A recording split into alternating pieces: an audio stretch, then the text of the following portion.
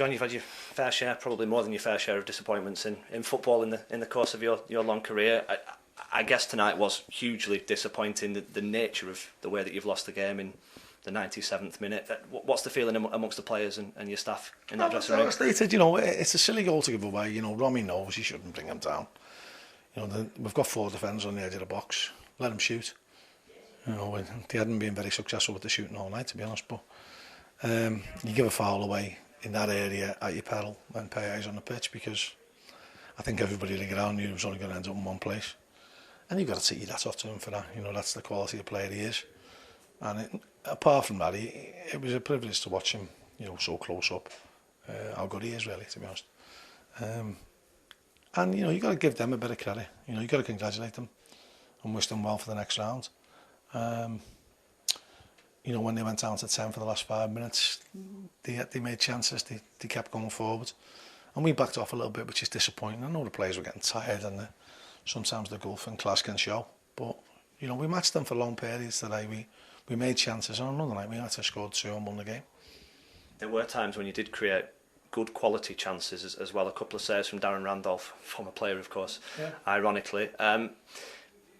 Did they give a good show of themselves tonight? I know you would have wanted to win the game, but did they acquit themselves in a way that pleased you? Well, you look at Burton Albion getting hammered 5-0 by Liverpool, so we didn't do that. But we came to win the game. And so I'm disappointed that we didn't win the game. I thought we had the opportunity to win the game, and I think if it goes to extra time, you'd have had to fancy us. But we've got to learn, and I've got to learn. I have to look at myself and, the substitutions I've made and the tactics I've employed towards the end. Maybe they were a bit wrong. And so, instead of blaming anybody else, you've possibly got to look at yourself first. It took tens of millions, probably hundreds of millions of talent to beat you in the end. What does that say about what potentially they're capable of? Well, but it's a different style of football. You're not going to play against that every weekend. Sometimes it suits us. The way we play it does suit us, to be fair. But you've got to be disappointed when you lose games, full stop. And when you come off the pitch and you haven't scored, when you've had chances, you've got to be disappointed as well. So you had the grandkids lead you out as the mascots. I guess that'll make tonight a special moment, whatever happens. Oh yeah, it's good to look back on them, and the fact that we came and matched a good Premiership side for long periods, we can take heart from that, but we're not going to take any positives out of getting beat. We've got to learn lessons, and we've got to maybe when we try and deploy a change of system, or when we try and deploy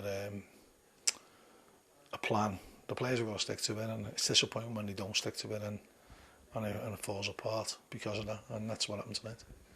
I've been doing this long enough to know not to ask you whether you're proud or about pride in anybody, but should Accrington be proud particularly of the support that's travelled here tonight, who was still singing when we came in here? Well, I'd have to say I'm proud of the supporters. Thought they were magnificent tonight. I'm quick to point the finger when they don't turn up, but I've got nothing but admiration for them tonight. They sang their hearts out.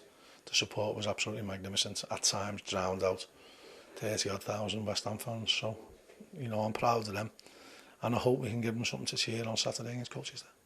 And I guess that's the thing, isn't it? You've seen the potential for the club in terms of that fan base and those people who've come here to see you tonight.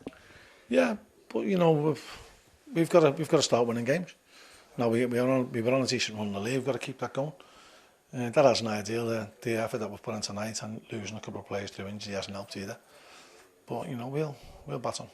How is Seamus Keneally? Because it was a hammer blow when he had to go off, it seemed. Well, that was the turning point in the game for me, to be honest.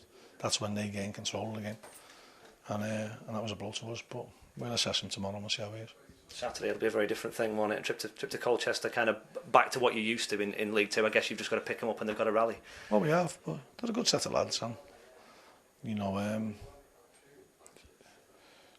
never be done for once to try. They've got a great character about them, and hopefully they'll bounce back on Saturday.